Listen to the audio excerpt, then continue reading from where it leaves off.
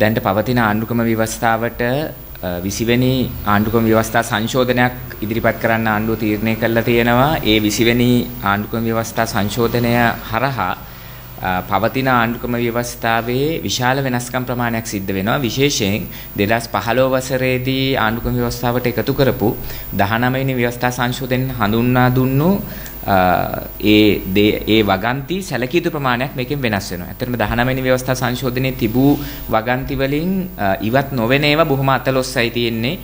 ජනාධිපතිවරයාගේ දුර කාලය අවුරුදු 5කට සීමා වීම, ජනාධිපති ධූරය සඳහා එක් අයෙකුට දේවතාවකට වැඩි වාර සංඛ්‍යාවක් ඉල්ලන්න බැරි වෙන එක සහ තොරතුරු දැනගැනීමේ පනත වගේ දේවල් ඇරෙන්න ඉතුරු සියලු දේවල් මේක මගින් වෙනස් කරලා තියෙනවා. දැන් 2015 දී 19 වෙනි ව්‍යවස්ථා සංශෝධනය ගෙනේන වෙලාවේදී රටේ සංවාදයේ තිබුණේ විධායක ජනාධිපති ධූරය හරහා විශාල අක්‍රමිකතාවයක් සිද්ධ වෙනවා. ප්‍රජාතන්ත්‍රවාදයට විශාල හානියක් එනවා. ඒ නිසා තනි කෙනෙක් අතේ බලය ඒකරාශී වෙලා තිබීම වෙනුවට පුද්ගලයන් කණ්ඩායමක් අතට බලය යවන්න ඕනේ කියලා. නමුත් දැන් අවසානයේදී වෙලා තියෙන්නේ නැවත වතාවක් තනි පුද්ගලයෙක් අතට බලය සංකේන්ද්‍රණය වෙන විදිහට තමයි 20 වෙනි ව්‍යවස්ථා සංශෝධනය ගෙනල්ලා තියෙන්නේ. දැන් මේ 20 වෙනි ව්‍යවස්ථා සංශෝධනයට අනුව ශ්‍රේෂ්ඨාධිකරණයේ විනිසුරුවරුන්, අග විනිසුරුවරයා, අභ්‍යාචනාධිකරණයේ විනිසුරුවරුන්, අභ්‍යාචනාධිකරණයේ සභාපතිවරයා ඇතුළු විනිසුරුවරුන් පත් කිරීමේ සම්පූර්ණ බලය ජනාධිපතිවරයා අතට ගිහිල්ලා තියෙනවා. ඒක හරහා අධිකරණයට විශාල බලපෑමක් කරන්න අධිකරණය සම්පූර්ණයෙන්ම ජනාධිපතිවරයා විසින් හසුරුවන්න ජනාධිපතිවරයාට බලයක් ඇවිල්ලා තියෙනවා. ඒ විතරක් නෙවෙයි කොමිෂන් සභා සඳහා නියෝජිතයන් නම් කරන්න දැනට පැවතුනේ ආණ්ඩුක්‍රම ව්‍යවස්ථා සභාවක්. මේ ආණ්ඩුක්‍රම ව්‍යවස්ථා සභාව වෙනුවට යම් රටේ සිවිල් පුරවැසියොත් එකතු වෙච්ච ආණ්ඩුක්‍රම ව්‍යවස්ථා සභාව වෙනුවට පාර්ලිමේන්තු සභාවක් නම් කරලා තියෙනවා. මේ පාර්ලිමේන්තු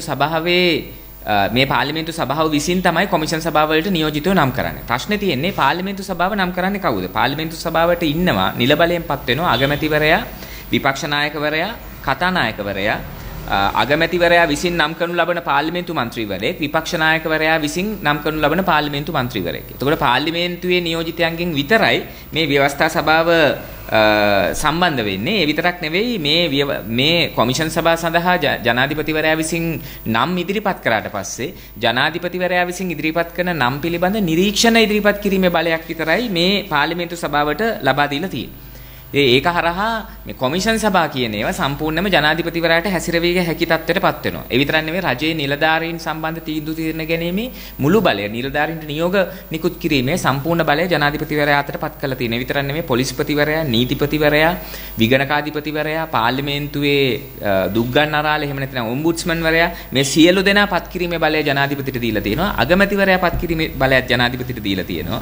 ඒ විතරක් නෙවෙයි සියලුම අමාත්‍යවරුන් නම් කිරීමේ බලයත් ජනාධිපතිට දීලා තියෙනවා. ඒකට තනි ජනාධිපති නැමැති තනි පුද්ගලයා සතුව අති විශාල බලයක් සංකේන්ද්‍රණය කරලා තියෙනවා. 1978 ව්‍යවස්ථාවෙන් සංකේන්ද්‍රණය කරපු බලතල සියල්ල නැවත සංකේන්ද්‍රණය කරලා තියෙනවා. ඒ විතරක් නෙවෙයි 19 වෙනි ව්‍යවස්ථා සංශෝධනයේදී ජනාධිපතිවරයාව නීතිය ඉදිරියට ගෙන ඒම සඳහා අවම ප්‍රතිපාදනයක් ඇතුල් කරා. අපි දිගින් දිගටම යෝජනා කරපු එකක් තමයි ජනාධිපතිවරයාට නීතියේ මුක්තියක් තිබෙනවා. ඒ කියන්නේ ජනාධිපතිවරයා රටේ සාමාන්‍ය නීතිය කඩකළොත් ඔහුව අධිකරණ ඉදිරිපිටට ගෙනියන්න බෑ කියලා 78 ව්‍යවස්ථාවේ සඳහන් වෙනවා. ඒක වෙනස් කරන්න කියලා. 19 වෙනි ව්‍යවස්ථා සංශෝධනයේත් ඒක වෙනස් කළේ නැහැ. නමුත් මූලික අයිතිවාසිකම් කඩ වෙන අවස්ථාවකදී ජනාධිපතිවරයා වෙනුවට නීතිපතිවරයාව අධිකරණයට කැඳවීමේ බලයක් 19 වෙනි ව්‍යවස්ථා සංශෝධනයෙන් දීලා තිබුණා. දැන් ඒකත් අහෝසි කළා. 20 වෙනි ව්‍යවස්ථා සංශෝධනයෙන් ඒකත් අහෝසි කළා තියෙනවා. ඒ විතරක් නෙමෙයි මේකේ වැදගත්ම එක තමයි විගණන කොමිසම විසුරුවා හැරලා විගණකාධිපතිවරයා සම්පූර්ණ බලය සහිත පුද්ගලයා තියෙනවා. විගණකාධිපතිවරයා ජනාධිපතිවරයා විසින් පත් කරන කෙනෙක් වෙලා තියෙනවා. ඊපස්සේ රජයේ වියදම් සහ ඇස්තමේන්තු පිළිබඳ තීරණ ගන්න ප්‍රසම්පාදන කමිටුව කියන එක විසුරුවා හැරලා තියෙනවා. එතකොට ඊළඟ ප්‍රශ්නේ තමයි ඇමති මණ්ඩලය සඳහා වන සීමාවත් මේ 20 වෙනි සංශෝධනයෙන් ඉවත් කරලා තියෙනවා. ඒ නිසා ජනාධිපතිවරයාට තමන් කැමති තරම් ඇමතිවරු පත් කරන්න පුළුවන්. අර කලින් තිබ්බා වගේ 30 40 ඒ වගේ බාධාවල් නැහැ, සංඛ්‍යාවක් නැහැ. අවශ්‍ය නම් ආණ්ඩු පක්ෂයේ සිටින සියලුම മന്ത്രിවරු පවා ඇමතිවරුන් බවට පත් කිරීමේ හැකියාවක් තියෙනවා. අපිට මතකයි කලින් මහින්ද රාජපක්ෂ මහත්තයාගේ ආණ්ඩුව එක කාලයක් තිබුණා පාර්ලිමේන්තුවේ හිටපු മന്ത്രിවරුන්ගෙන් දෙන්නෙක් කැරෙන්නේ ඉතුරු ඔක්කොම ඇමතිවරු. ඒකට ඒ වගේ තත්ත්වයක් හදන්න පුළුවන් විදිහට ව්‍යවස්ථා සංශෝධනය ඇති කරලා තියෙනවා. ඒ විතරක් නෙවෙයි දැන් මේකේ බරපතලම කරුණු ගණනාවක් තියෙනවා. බරපතල කරුණු ගණනාවක් තියෙනවා. එකක් තමයි දැන් ජනාධිපතිවරයාට ඇමති ධූර දැරිය නොහැකි කියන එක වෙනස් කරලා ජනාධිපතිවරයාට ඇමති ධූර දරන්න හැකියාව දීලා තියෙනවා. ඒ කියන්නේ අමාත්‍ය මණ්ඩලය සඳහා ජනාධිපතිවරයා විසින් නම් කරන අයගේ ඇතුළත් නොවන විෂයන් ජනාධිපතිවරයාට දැරිය හැකි කියලා තියෙනවා. ඒ නිසා දැන් ජනාධිපතිවරයාට ඇමති ධූර දැරීමේ හැකියාවයි, ඇමතිවරුන් නම් කිරීමේ හැකියාවයි, අගමැතිවරයා නම් කිරීමේ හැකියාවයි, අවශ්‍ය වෙලාවල ඒ අය ඉවත් කිරීමේ හැකියාවයි සියල්ල මේකෙන් ලබා දීලා තියෙනවා. නිසා ජනාධිපතිවරයාට විධායක බලය, ව්‍යවස්ථාදායක බලය, අධිකරණ බලය කියන රාජ්‍යයේ තුන් ආකාර බලයේ සැලකිය යුතු ප්‍රමාණයක් තනි මිනිහෙක් අතර, තනි පුද්ගලයෙක් අතට ජනාධිපතිවරයා අතට පත් කරලා තියෙනවා. ඒ කාලේ ජේ.ආර්. ජයවර්ධන ජනාධිපතිවරයා මේකට කිව්වේ ගෑණියෙක් පිරිමියෙක් කරන්න බැරි, පිරිමියෙක් ගෑණියෙක් කරන්න බැරි. ඒ බලය හැර ඉතුරු සියලු බලය තියෙන ජනාධිපති ධූරයක් මේ තියෙන්නේ කියලා. ඒ ලෝකේ බලගතුම ජනාධිපති ධූරය කියලා. අන්න ඒක දැන් නැවත පිහිටුවලා තියෙනවා. ඒ විතරක් නෙවෙයි 19 වෙනි ව්‍යවස්ථා සංශෝධනය හරහා ආණ්ඩුක්‍රම ව්‍යවස්ථාවට එකතු වුණු නීතියක් තියෙනවා. පාර්ලිමේන්තුවක් තේරිපත් වෙලා අවුරුදු 4මාරක් යනකල් ජනාධිපතිවරයාට විසිරුවා හරින්න බෑ කියලා. මොකද පාර්ලිමේන්තුවක් තේරිපත් වෙනකොට ඒක ජනතාව විසින් ඡන්දය පාවිච්චි කරලා තමයි තේරිපත් වෙන්නේ. දැන් අපි පහුගිය මැතිවරණය ගත්තොත් රුපියල් කෝටි 800ක් වියදම් කරලා පාර්ලිමේන්තුවක් පත් කරගත්තා. ජනාධිපතිවරයාට ඕන නම් අවුරුද්දෙන් ඒක විසිරුවා හරින්න පුළුවන් විදිහට වගන්තියක් නැවත 20 වෙනි සංශෝධනයට ඇතුළු කරලා තියෙනවා. ඒ නිසා අවුරුදු 4මාරක් පවතින්න ඕනේ නැහැ පාර්ලිමේන්තුව. අවුරුද්දෙන් විසිරුවා හරින්න පුළුවන් කියන එක එකතු කරලා තියෙනවා. ඉතින් ඒ විතරක් නෙවෙයි හදිසි පනත් පැය 24ක් ඇතුළත සම්මත කෙරෙන හදිසි පනත් පාර්ලිමේන්තුවට ඉදිරිපත් කිරීමේ බලයකුත් මේකට ඇතුල් කරලා තියෙනවා. මෙතන ප්‍රශ්නේ තියෙන්නේ ලංකාවේ පවතින නීතියට අනුව පාර්ලිමේන්තුවට යම් පනතක් ඉදිරිපත් වුණොත් එහෙම ඒ පනත මගින් අපේ මූලික අයිතීන් කඩ වෙනවා කියලා හැඟුණොත් එහෙම මේ පනතට එරෙහිව අධිකරණයට යෑමේ බලයක් පුරවැසියන්ට තියෙනවා. අධිකරණයට ගියාට පස්සේ අධිකරණය විසින් තීන්දුව කරනවා සමහර වෙලාවට ඒ පනත ව්‍යවස්ථා විරෝධී. ඒ පනතේ අහවල් වගන්ති සම්මත කරන්න නම් ඒ සඳහා පාර්ලිමේන්තුවේ 3/2ක් සහ ජනමත විචාරණයක් අවශ්‍යයි. සමහර ඒවාට 3/2ක් අවශ්‍යයි, සමහර ඒවාට ජනමත විචාරණයක් අවශ්‍යයි, සමහර ඒවාට දෙකම අවශ්‍යයි. එහෙම කියලා අධිකරණය තීන්දුව කරනවා. ඒතර දැන් ඒ සඳහා වන අවස්ථාව සම්පූර්ණයෙන් නැති කළා. කියන්නේ පාර්ලිමේන්තුවට ගේන පනතක් සඳහා අමාත්‍ය මණ්ඩලය විසින් අනුමත කළ පාර්ලිමේන්තුවට ඉදිරිපත් කරන පනත් කෙටුම්පතක් සඳහා අධිකරණ සමාලෝචනයක යෙදෙන ජුඩිෂල් රිවිව් එකක් කරන්න ජනතාවට තියෙන සම්පූර්ණ බලය අහෝසි කරලා තියෙනවා. පැය 24ක් ඇතුළත ජනතාවට අධිකරණයකට කියන්නේ ආණ්ඩුක්‍රම ව්‍යවස්ථාවට පටහැනි පනතක් ගෙනාවත් ඒ පනතට එරෙහිව ජනතාවට අධිකරණයට යන්න ඉඩ නොදී පැය 24ක් ඇතුළත ඒක සම්මත කිරීමේ බලයක් මේකේ ලබා දීලා තියෙනවා. මේවා අතිශය භයානක බලතල විදිහට තියෙනවා. ඒ අතර දිත්ත පුරවැසියන්ට ලංකාවේ පාර්ලිමේන්තු මන්ත්‍රී ධූර දරන්න බෑ කියලා නීතියක් තිබුණා. ඒකත් අයින් කළා. දැන් දිත්ත පුරවැසියන්ට පාර්ලිමේන්තුවට එන්න පුළුවන්, රජයේ ධූර දරන්න පුළුවන්. ඒ සියල්ලට අවශ්‍ය කරන ඉඩ ප්‍රස්ථා මේකේ හැදලා තියෙනවා. ඉතින් මේ විදිහට ලංකාවේ දැන් පවතින නීතියේ තිබුණු විශාල වගන්ති ප්‍රමාණයක් මේකෙන් වෙනස් කරලා ජනාධිපතිවරයා නැමැති තනි පුද්ගලයෙක් අතට සම්පූර්ණ බලය කේන්ද්‍රගත කරලා තියෙනවා. ඇත්තට මේ විදිහට ගත්තට පස්සේ පාර්ලිමේන්තු මැතිවරණ තියලා පාර්ලිමේන්තු හදාගෙන කැබිනට් මණ්ඩල නම් කරලා ඒ වගේ ඇමතිවරුන්ට පඩි ගෙවාගෙන අගමැතිවරයෙක් පත් කරලා ඒවට පඩි ගෙවාගෙන මේ ජනතාවගේ මහජන මුදල් අපරාධ ඒවා මුකුත් නොකර එහෙනම් ඉතින් ඇත්තටම තියෙන අපි ජනාධිපති කෙනෙක් පත් කරගෙන එයා ඔය හමුදාව හරි කවුරු හරි දාගෙන රට පාලනය කරගෙන ගියා නම් හරි. දැන් කරන්න යන්නේ එහෙම එකක් නේ. ඒකට මේ 225ක පාර්ලිමේන්තුකුයි ඒගොල්ලන්ට කන්න දෙන්නයි ඒගොල්ලන්ට පඩි ගෙවන්නයි ඔය මොකක්වත් කරන්න ඕනේ නැහැ. එහෙමනම් කරන්න තියෙන්නේ අර රාජාණ්ඩුවක් වගේ එකක් පිහිටුවන එක තමයි කරන්න තියෙන්නේ. දැන් මේක දැන් බැලු බැලමට රාජාණ්ඩුවක් නෙවෙයි නාමිකව පාර්ලිමේන්තුවක් තියෙනවා, කැබිනට් මණ්ඩලයක් තියෙනවා, අගමැතිවරයෙක් ඉන්නවා. නමුත් ඒ මුකුත් නැහැ. ඒ මුකුත් ඇත්තට ප්‍රායෝගිකව ක්‍රියාත්මක වෙන්නේ නැහැ. ඒක නිසා මේක නැවත ලංකාව රාජාණ්ඩුවක තත්යකට පිරිහෙලමින් පත් කරමින් ඉන්නවා. එතකොට දැන් මේක ඇතුලේ ඊටම බරපතල ප්‍රශ්න ප්‍රමාණයක් මතුවෙනවා. ඒක මතුවෙන්නේ 19 වෙනි ව්‍යවස්ථා සංශෝධනයේ සම්බන්ධ ප්‍රශ්නෙත් එක්ක. 19 වෙනි ව්‍යවස්ථා සංශෝධනයේ ගේන වෙලාවේ එවකට තිබුණු ආණ්ඩුව සහ ඔය ප්‍රජාතන්ත්‍රවාදයේ සම්බන්ධ කතා කරපු ලිබරල් කොටස් ඒගොල්ලෝ ඔක්කොම හිතුවේ මොනවා හරි බලයක් ආපු වෙලාවක ආණ්ඩුක්‍රම ව්‍යවස්ථාවේ වගන්ති ටිකක් වෙනස් කරාට පස්සේ රටේ ප්‍රජාතන්ත්‍රවාදය ස්ථාපිත කරන්න පුළුවන් කියලා. ඒ වෙලාවෙත් අපේ ස්ථාවරයේ උනේ ඒක එහෙම කරන්න බෑ. මේ ප්‍රජාතන්ත්‍ර විරෝධීත්වය කියන එක කවුරු හරි තනි පුද්ගලයෙක් පිළිබඳ ඒකාධිපතියෝ සහ හොඳ මිනිස්සු අතර ප්‍රශ්නයක් නෙවෙයි, මේක ව්‍යුහාත්මක ප්‍රශ්නයක්. දැන් උදාහරණයක් විදිහට ලංකාවේ පූර්ණ බල ඇති විධායක ජනාධිපතිවරයෙක් ඉන්න විධායක ජනාධිපති ක්‍රමය පිහිටෙව්වේ 1978 ආණ්ඩුක්‍රම ව්‍යවස්ථාව. 1978 කියලා කියන්නේ ව්‍යවස්ථාවේ වෙනස්කම කරන අතරතුරම ඊට සමාන්තරම ලංකාවට නව ලිබරල් උපාය මාර්ගය ආපු කාලේ විවෘතාර්ථිකය පිහිටවපු අවුරුද්ද. ඒතර ප්‍රශ්නේ තියෙන්නේ විවෘතාර්ථිකයේ ගේනකොට විවෘතාර්ථිකයට අවශ්‍ය බලය තමයි මේ තනි පුද්ගලයෙක් කරා ගොඩනගන්නේ. ඒතර විවෘත ආර්ථිකයේ නව ලිබරල් උපාය මාර්ගය වෙනස් නොකර ඒක වෙනස් කරන්න බෑ.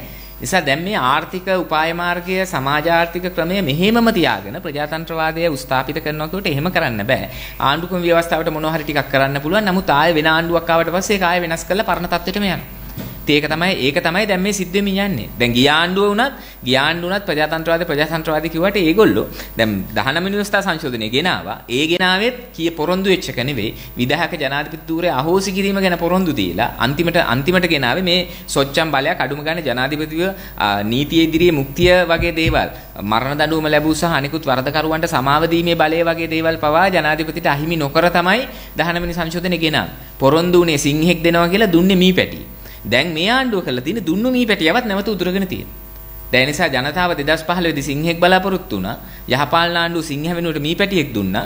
මීපැටියව උදුරගෙන තියෙනවා දැන් මේ ආණ්ඩුව. ඒකට ප්‍රශ්නේ තියෙන්නේ JR කරපු දෙයටත් එහා දෙයක් කරන්න GR උත්සාහ දරමින් ඉන්නවා කියලා තමයි අපිට පැහැදිලිව පේන්නේ. ඒ නිසා දැන් මේ ගෝඨාභය රාජපක්ෂ ජනාධිපතිවරයාගේ මේ ප්‍රවේශය පහුගිය මහමැතිවරණයේදී ඔහුට ඡන්දය පාවිච්චි කරපු මහමැතිවරණයේදී ඔහුගේ පක්ෂයට ඡන්දය පාවිච්චි කරපු ඔහුගේ පක්ෂයේ නියෝජිතයන් තෝරාපත් කරපු ජනතාවගේ අභිලාෂයන්ට පවා පටහැනි විදිහට තමයි මේ යන්නේ. ඉතින් මේක අපි දකිනවා සමස්ත සමාජයේම දේශපාලන ප්‍රමිතිය පිරිහීම. දැන් 2015 දී කිව්ව අඩුම ගානේ තනි මිනිහෙක් අතට ඔක්කොම බලතල එකතු කරන්න බෑ. ඒ වෙනුවට සමූහයක්, පිරිසක්, කණ්ඩායමක් තීරණ ගන්න ඕනි කියලා. ඉතින් මේ සමාජ ආර්ථික ක්‍රමයේ මෙහෙම තීදී තනි මිනිහෙක් ගන්නව වෙනකොට කණ්ඩායමක් ගත්තා කියලා මහ ලොකු වෙනස්කම් වෙන්නේ නැහැ. නමුත් අඩුම ගානේ තනි කෙනෙක් තීරණ ගන්නව වෙනකොට කණ්ඩායමක් ගන්න ඕනේ, සමූහයක් තීරණ ගන්න ඕනේ, සාමූහික වගකීමක් ඕනේ කියලා කියද්දී ඒකේ යම් සම්භාව්‍ය ගතියක් තියෙනවා. ඒකේ අඩුම ගානේ පොඩි ඉදිරි පියවරක් තියෙනවා, පුංචි ඉදිරි පියවර. දැන් මේ කළා තියෙන ඒකත් ඔක්කොම අයින් කරලා තනි මිනිහෙක් අතර සියලු බලතල විධායක බලය, ව්‍යවස්ථායක බලය, අධිකරණ බලය සියල්ල තනි පුද්ගලෙක් අතර සංකේන්ද්‍රණය කරලා තියෙනවා. දැන් ගිය ආණ්ඩුව බැලුවේ තනි කෙනෙක් අතර සංකේන්ද්‍රණය නොකර සමූහයක් අතර සංකේන්ද්‍රණය කරනවා. ඒ අතර ඒ ආණ්ඩුවම තමයි ඇඟිලි සලකුණු පනත සම්මත කරේ. ඒ ආණ්ඩුවම තමයි ප්‍රතිටස්ස පනත ගේන්න උත්සාහ කරේ. ඒ ආණ්ඩුවම තමයි වෛරී ප්‍රකාශ වලට එරෙහි පනත් ගේන්න උත්සාහ කරේ. නිසා ඒ ආණ්ඩුව ප්‍රජාතන්ත්‍රවාදී කිය ඇත්තටම කරේ මේක සංයුක්තවන බලන්න ඕනේ. 19 ගෙනාවා කියලා ප්‍රජාතන්ත්‍රවාදී ස්ථාපිත වෙන්නේ නැහැ. 19ත් එක්ක එකතු වෙච්ච වෙන ඒවා තිබුණා අර ප්‍රජාතාන්ත්‍රික අයිතීන් අහෝසි කරන.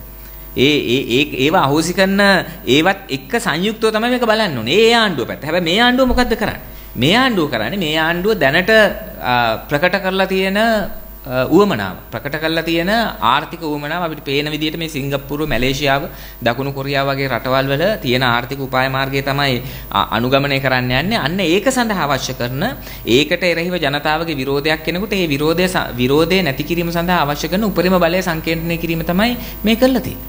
ඒක තමයි කරලා තියෙන්නේ. දැන් දැනටමත් ගත්තට පස්සේ සාමාන්‍ය සම්ප්‍රදායන් කඩමින් තියෙන්නේ. ඇමතිවරුන්ට බෑ කැබිනට් මණ්ඩල සංදේශ ඉදිරිපත් කරන්න. කැබිනට් මණ්ඩල සංදේශ ඉදිරිපත් කරද්දී ජනාධිපතිවරයා විසින් පත් කරපු නිලධාරීන් 4 දෙනෙකුගේ කමිටුවක් තියෙනවා. නිලධාරීන් 4 දෙනාගේ කමිටුවේ අනුමැතිය සහිතව ඒකේ සංශෝධන සහිතව විතරයි ඉදිරිපත් කරන්න පුළුවන්. ජනාධිපති ලේකම්වරයා, අග්‍රාමාත්‍ය ලේකම්වරයා, ආරක්ෂක අමාත්‍යාංශ ලේකම්වරයා සහ කැබිනට් ලේකම්වරයා. ඒ 4 දෙනාගේ අනුමැතියක් නැතුව මුකුත් කරන්න බෑ. ඒ විතරක් නෙවෙයි අමාත්‍යාංශ වලට සංවර්ධන ව්‍යාපෘති සඳහා බලය පවරද්දි කියලා තියෙනවා. සියලු සංවර්ධන ව්‍යාපෘති ක්‍රියාත්මක කරන්න ඕනේ දිලිඳුකම පිටු දැකීමේ සහ ආර්ථික පුනර්ජීවන විශේෂ ජනාධිපති කාර්යසාධක බලකායේ අනුමැතිය සහිතව කියලා. කියන්නේ බැසිල් රාජපක්ෂගේ අනුමැතිය සහිතව. එහෙම නැතුව කාටවත් මුකුත් කරන්න බෑ. ඇමතිවරුන්ට බෑ සංවර්ධන ව්‍යාපෘති දියත් කරන්න. ඒව ඔක්කොම කරන්නේ බැසිල්ගේ අධීක්ෂණය යටතේ. ඉතින් බැසිල් රාජපක්ෂ කියන්නේ අඩුම ගානේ ඇමතිවරයෙක් නෙවෙයි, අඩුම ගානේ മന്ത്രിවරයෙක්වත් නෙවෙයි. ඇමතිවරයෙක් නෙවෙයි, മന്ത്രിවරයෙක්වත් නෙවෙයි. නමුත් සියලු කැබිනට් ඇමතිවරු ඔහුගේ නියෝගයන් යටතේ තමයි වැඩ කරන්න වෙලා තියෙන්නේ. ඒ විතරක් නෙවෙයි සාමාන්‍ය දිස්ත්‍රික් සංවර්ධන කමිටු වල සභාපතිලා මෙවර විශේෂයෙන් නම් කරා වියත්මගේ කට්ටියයි, හමුදාවේ කට්ටියයි, ජනාධිපතිවරයාගේ හිතවතුයි, එහෙම කට්ටිය තමයි දැන් මේ දිස්ත්‍රික් සංවර්ධන කමිටු සභාපති. දාලා දිස්ත්‍රික්කවල ඒ කියන්නේ පොදු වශයෙන් සංවර්ධන කටයුතු නෙවෙයි ප්‍රාදේශීය මට්ටමේ යන සංවර්ධන කටයුතු ජනාධිපතිවරයා අතට මැදගත කර ගැනීමේ උත්සාහයක් තියෙනවා. දැන් මේ කරන්න යන්නේ ඕනම නීතියක්, ඕනම පනතක් වෙනස් කරමින් Tamanට ඕන විදිහට වැඩ කරන එක.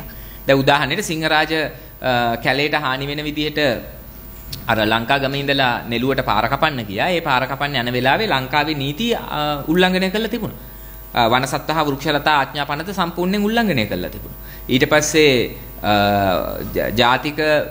ජාතික උරුම වනභූමි පනත සම්පූර්ණයෙන් උල්ලංඝනය කරලා තිබුණා. යුනෙස්කෝවත් එක්ක ආපු ජාත්‍යන්තර සම්මුති සම්පූර්ණ උල්ලංඝනය කරලා තිබුණා. ඒ ඔක්කොම උල්ලංඝනය කළා. ජාත්‍යන්තර නීති, ජාතික නීති ඔක්කොම පැත්තකින් තියලා දවස් 90න් පාර කපන්න කියලා ජනාධිපති කියනවා. දැන් ඒකට විරුද්ධව අධිකරණ ක්‍රියාමාර්ගයක් කාට හරි ගන්න පුළුවන් නම් අන්න ඒකට තියෙන ඉඩ ප්‍රස්තාවක් දැන් අහෝසි කරලා තියෙනවා.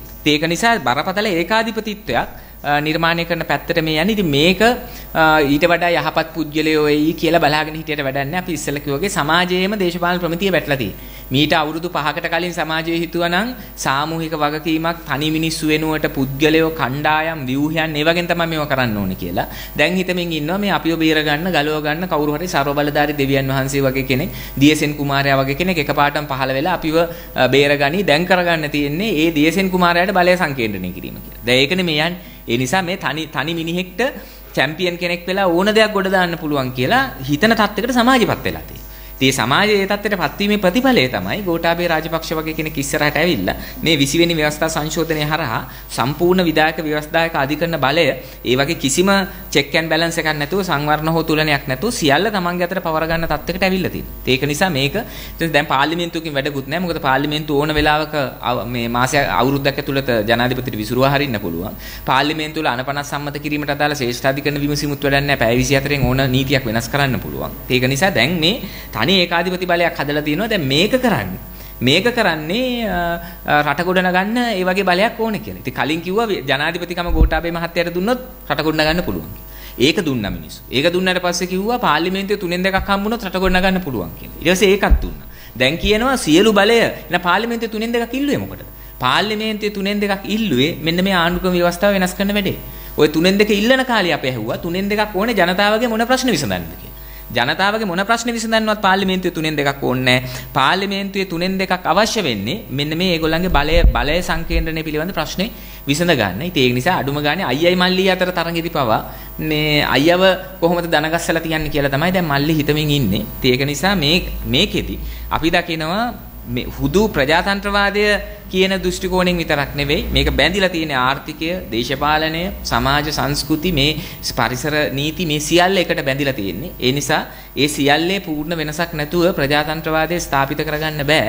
තාවකාලිකව මොනවා හරි කරගත්තත් අවුරුදු 5න් 10න් ඒවා කන පිට ගැහෙනවා කියන එකට 20 වෙනි ව්‍යවස්ථා සංශෝධනයේ කදිම උදාහරණයක්. නමුත් මේ තිබෙන සාපේක්ෂ අයිතියක් පවා උල්ලංඝනය කිරීම නිසා අපි පාර්ලිමේන්තුවේ මන්ත්‍රීවරුන්ට බලකොට කියා සිටිනවා මේ පනත මේ 20 වෙනි ව්‍යවස්ථා සංශෝධනය සම්මත වෙන්න ඉඩ අරින්න එපා. ඒක සඳහා අනිවාර්යෙන් පාර්ලිමේන්තුවේ 3න් 2 අවශ්‍යයි. දැනට පාර්ලිමේන්තුවේ 3න් 2ක බලයක් තියෙනවා ආණ්ඩු පක්ෂයට. අපි ආණ්ඩු පක්ෂයේ මන්ත්‍රීවරුන්ගෙන් ඉල්ලා හිටිනවා මෙවැනි දෙයකට අත උස්සන්න එපා.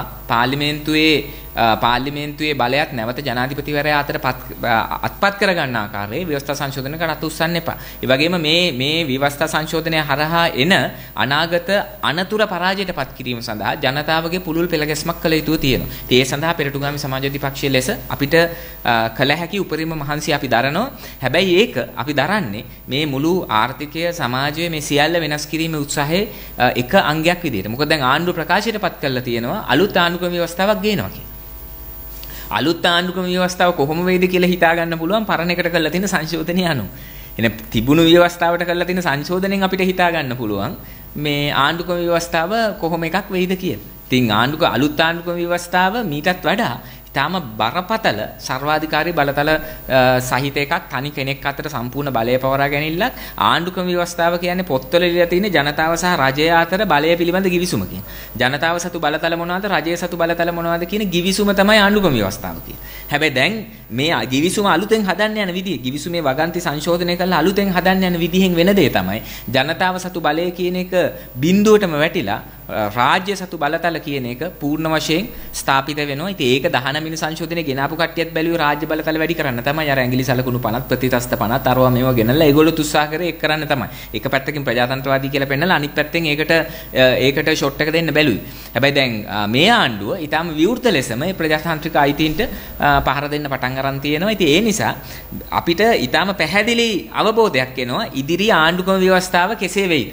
අනාගතයේදී එන්න නියමිත අලුත් ආණ්ඩුක්‍රම ව්‍යවස්ථාව කෙසේ වේද? ඒ අලුත් ආණ්ඩුක්‍රම ව්‍යවස්ථාව හදන්නේ කුමන ආකාරයේ කුමන ආකාරයේ ආර්ථික ප්‍රතිපත්තියක් ඉස්සරහට ගෙනියන්නද? ඒක දැන් මේගොල්ලන්ට මෙච්චර බලයක් සංකේන්ද්‍රණය කරගන්නයි මෙච්චර මිනිස්සුන්ට බය වෙන්නයි අඩුම ගානේ පාර්ලිමේන්තුවේ ඉන්න තමන්ගේම පක්ෂේ മന്ത്രിවරුන්ට පවා බයයිනේ මේ පේන විදිහට.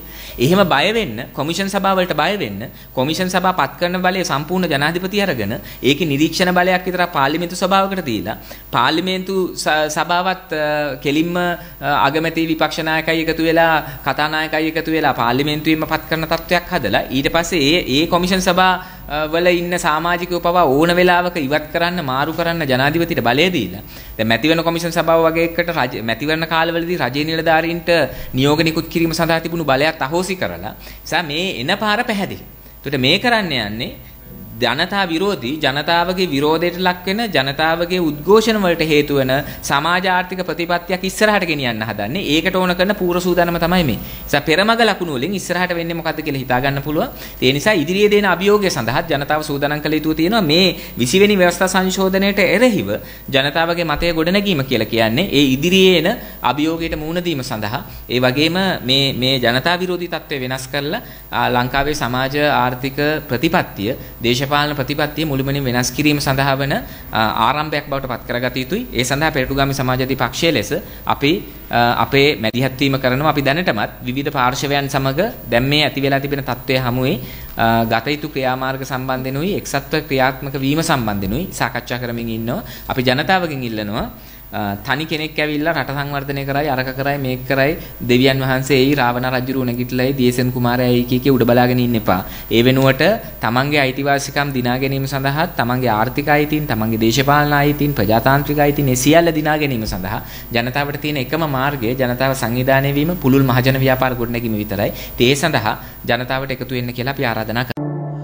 මේ වගේ වීඩියෝ දිනපතා නරඹන්න අපේ channel එක subscribe කරන්න.